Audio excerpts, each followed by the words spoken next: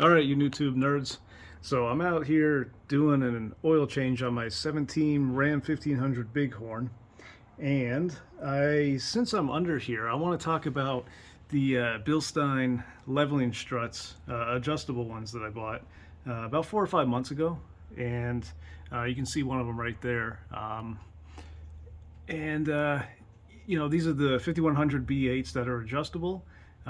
They have the adjustments are kind of strange. They have either stock height, 1.4, 2.1, or 2.8 inches, and which is kind of weird because 2.5 is usually the set standard for a leveling kit on Rams. Um, so, now that they have settled, the front is still about a half inch lower now than the rear. So I might end up bumping them up to a 2.8 to get it a perfect level, um, without worrying about it settling since it's already settled. But just a quick overview. I've actually been pretty happy with them. The ride is fantastic. They're not so stiff like other brands, like Rough Country or BDS.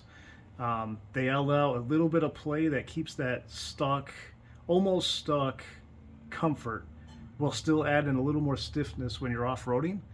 And one thing that I'll say is that now that I have them, I kind of wish I had them back there in the rears, because when you hit a good sized bump, for example, going down the highway, I've noticed that the front feels way more maintained, way more composed when going over that bump. And when I hit that bump after I hit it with the front, and then the rear comes up on that same bump, I've noticed a little bit of a shimmy feel on the rear. So it makes me want to, it's kind of like a rabbit hole. It kind of makes me want to, you know, put upgraded shocks in the rear from Bilstein now that I have the fronts. But you know what? It's actually been very good. Both on road, off road. I was very impressed.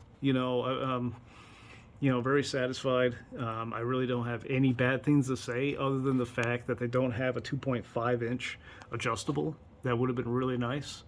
But overall, I mean, if you guys are considering a leveling kit and you know that you don't want to use the trashy, spacers, and you want struts, you can't go wrong with Bilstein 5100s. I almost ended up with the 6212s or 6112s, whatever they're called. And the only reason I didn't is because they were like $200 or $300 more. And I personally, I don't do suspension work ever. It's just not my thing. I don't have time for it. That's really all it is. And I ended up doing a local shop here in Las Vegas.